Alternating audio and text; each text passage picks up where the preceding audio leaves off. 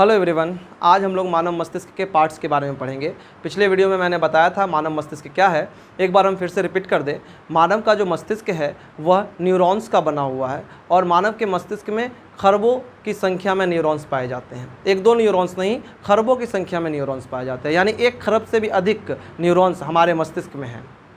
मानव का मस्तिष्क अत्यंत ही कोमल महत्वपूर्ण अंग है। ये शरीर के सभी भागों को नियंत्रित करता है, शरीर के सभी भागों को नियंत्रित करता है। इसके बाद मानव मस्तिष्क का पार्ट्स क्या है इसके बारे में भी बताए थे, एक बार फिर से भी रिपीट कर दें।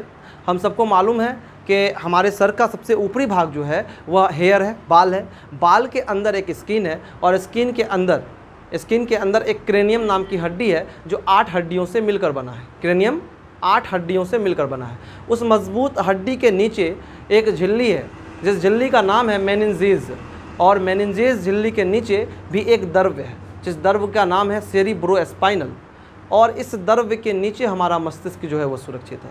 तो समझ में आ गया कि मस्तिष्क तक जाने के लिए इतने भागों को पार करना पड़ेगा। ऐसा नहीं कि सर के अंदर ही डायरेक्ट मस्तिष्क है, मस्तिष्क तक जाने के लिए इतने सारे भागों को पार करना पड़ेगा। तो मस्तिष्क के 3 भाग हैं।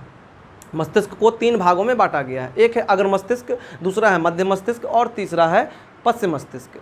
अब अग्र मस्तिष्क का जो है, अग्र मस्तिष्क को भी 2 भागों में डिवाइड कर दिया गया है। पहले भाग का नाम है सेरिब्रम और दूसरे भाग का नाम है डायनसेफलॉन। पहले भाग का नाम है सेरिब्रम, दूसरे भाग का नाम है डायनसेफलॉन। तो सेरिब्रम क्या है? सेरिब्रम मानव के मस्तिष्क का सबसे बड़ा भाग है। ये लगभग 2/3 हिस्सा ले लेता है, 66% के लगभग। यह बुद्धि और चतुराई का केंद्र है। सबसे ज़्यादा जिज्ञासु सेरिब्रम है। किसी भी चीज़ को जानने की इच्छा जो रहती है वो सेरिब्रम के हिस्से में होती है। अगर कोई इंसान याद रखने में सक्षम है, अत्यधिक बातों को याद रखता है, तो इसका मतलब है कि उसका सेरिब्रम मजबूत है। कभी कभी ग्रुप में क्या होता है कि कुछ स्टूडेंट्स याद कर रहे होते हैं और याद करने के दौरान एक बार पढ़ते हैं उसको याद हो जाता है, और कुछ स्टूडेंट्स याद करते रहते हैं उनको याद नहीं होता या फिर देरी से याद होता है। तो ये उसकी गलती नहीं, उसके सेरिब्रम की गलती है। तो जिसका सेरिब्रम अच्छा होगा, मजबूत होगा, तेज होगा, उस बच्चे को याद करने में प्रॉब्लम नहीं होगी, और जिसका सेरिब्रम कमज़ोर होगा उसको याद करने में थोड़ा प्रॉब्लम आएगा। तो समझ में आ गया सेरिब्रम के बारे में। सेरिब्रम के बाहरी आवरण को कॉर्टेक्स कहते हैं। सेरिब्रम का जो बाहरी आवरण होता है वह कॉर्टेक्स होता है। सेरिब्रम हमें किस चीज़ का अनुभूति दिलाता है? तो किसी भी चीज़ से जब हम प्रेरित होते हैं, ये प्रेरणा, किसी भी चीज़ से हम डर जाते हैं, भय, किसी भी चीज़ से हम घृणा करते हैं, या फिर खुशी का एहसास या फिर गम का एहसास है, ये सब का एहसास जो है हमको कौन दिलाता है? तो सेरिब्रम दिलाता है। क्वेश्चन है बुद्धि और चतुराई का केंद्र कौन है? आंसर होगा सेरिब्रम। मस्तिष्क का सबसे बड़ा भाग कौन है? सेरिब्रम। सबसे जिज्ञासु भाग कौन है? सेरिब्रम है। याद रखने के लिए हमें कौन प्रेरित करता है? तो सेरिब्रम करता है। तो सेरिब्रम के बारे में हम लोग जान लिए। अब जानेंगे डायनसेफलॉन के बारे में। डायनसेफलॉन का क्या काम है? यह कम या अधिक ताप को नियंत्रित करता है। ताप, टेम्परेचर 2 प्रकार के होते हैं, एक बाहरी तापमान, एक हमारे शरीर का अंदर का तापमान। तो दोनों को नियंत्रण कौन करता है? तो डायनसेफलॉन करता है। डायनसेफलॉन के भी अलग अलग पार्ट्स हैं। तो डायनसेफलॉन टेम्परेचर को नियंत्रित करता है। दर्द का एहसास जो होता है वो कहाँ होता है? तो डायनसेफलॉन में होता है। भूख और प्यास का एहसास कहाँ होता है? डायनसेफलॉन में होता है। तो भूख और प्यास को बताने के लिए डायनसेफलॉन में एक और है जो कि बादाम के आकार का होता है, एक भाग, बादाम के आकार का एक भाग होता है जिसका नाम है हाइपोथैलेमस।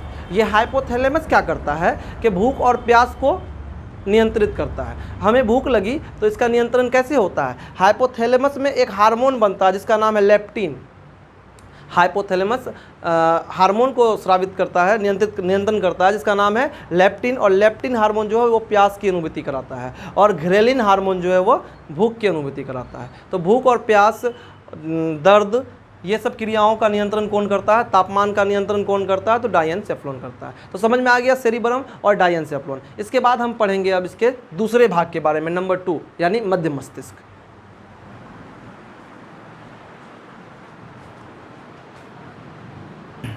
आइए अब हम लोग मध्य मस्तिष्क के बारे में पढ़ते हैं और जानते हैं। तो मध्य मस्तिष्क ये मानव मस्तिष्क का दूसरा भाग है। मध्य मस्तिष्क मानव मस्तिष्क का ये दूसरा पॉइंट है, दूसरा भाग है। ये क्या है कि ये ब्रेन स्टेम का सबसे ऊपरी भाग है और अनेक तंत्रिका कोशिकाओं का इसमें समूह पाया जाता है। इसमें अनेक तंत्रिका कोशिकाओं का समूह पाया जाता है। बदन को संतुलित करना, देखना और सुनना, इन जैसी क्रियाओं का नियंत्रण हमारा ब्रेन का जो है मध्य मस्तिष्क जो है ये काम करता है। किसी भी शरीर को संतुलन बना के रखना, किसी चीज़ को देखना और फिर सुनना। जब हम कोई चीज़ देखते हैं हमारे आँख के रेटिना पर उसका उल्टा प्रतिबिंब बनता है और उसको सीधा करके हमें पहचान कराने की अनुभूति ये कौन करवाता है? तो मध्य मस्तिष्क करवाता है। देखने, सुनने और फिर शरीर का संतुलन बनाए रखने में इसकी अहम भूमिका होती है। इसके बाद का जो भाग है वह है पश्च मस्तिष्क, तीसरा भाग और सबसे लास्ट भाग हाइंड ब्रेन। इसका क्या काम है कि सबसे पहले ये दो भाग में डिवाइड हो गया है। सबसे पहले हम ये समझेंगे कि ये दो भाग में डिवाइड हो गया है। पहले का नाम है सेरिबेलम और दूसरे का नाम है ब्रेन स्टेम। सेरिबेलम और ब्रेन स्टेम। सेरिबेलम क्या करता है? जिसका हिंदी नाम अनुमस्तिष्क है। ये भी संतुलन को बनाए रखता है, स्थिति की समानता को बनाए रखता है, संतुलन को बनाए रखता है। और ऐच्छिक पेशियों की गति, ऐच्छिक पेशी मतलब किसी भी चीज़ को पकड़ना, उठाना, बोलना। जैसे अभी हम बोल रहे हैं तो हमारा जीभ जो काम कर रहा है ये ऐच्छिक पेशियों की गति को नियंत्रित करता है। ये वाला भाग जिस इंसान का ख़राब हो जाएगा या फिर कुछ प्रॉब्लम हो जाएगी उसमें, उसको बोलने में प्रॉब्लम होगा, किसी भी चीज़ को पकड़ने में प्रॉब्लम होगा, चलने में प्रॉब्लम होगा। अक्सर पैरालिसिस जो मारता है उस वक्त देखा जाता है इस तरह की गतिविधियाँ। अब ब्रेन स्टेम क्या है? तो ब्रेन स्टेम को भी दो भाग में डिवाइड कर दिया गया। एक को कहते हैं पोन्स वेरोलाई और दूसरे को कहते हैं मेडुला ऑब्लेंगेटा। ये सबसे पीछे वाला भाग है, मस्तिष्क का सबसे पीछे वाला भाग है। ये साइड में जो होल होता है इस साइड में ही हमारा मेडुला ऑब्लेंगेटा होता है। तो इसका भी बहुत अहम भूमिका है। सबसे पहले जो हम लोग सांस लेते हैं तो श्वसन की क्रियाओं को नियंत्रण करने का काम कौन करता है? पोन्स वेरोलाई। पोन्स वेरोलाई श्वसन की क्रिया को नियंत्रण करता है। और इसके बाद जितनी भी अनैच्छिक क्रियाएं हैं जैसे कि बीपी, हार्ट बीट, हृदय का स्पंदन हो गया, फिर छींकना हो गया या फिर खांसना हो गया या फिर उल्टी करना हो गया, ये सब अनैच्छिक क्रिया है। इन सभी क्रियाओं का नियंत्रण हमारे मस्तिष्क का मेडुला ऑब्लेंगेटा करता है, जो सबसे पीछे वाला भाग है और सबसे कोमल भाग है। उसके बाद तंत्रिका तंतुओं द्वारा ये रीढ़ की हड्डी से मिला होता है जाके। तो समझ में आ गया ब्रेन का पूरा भाग। मिलते हैं फिर नेक्स्ट वीडियो के साथ किसी दूसरे टॉपिक पर।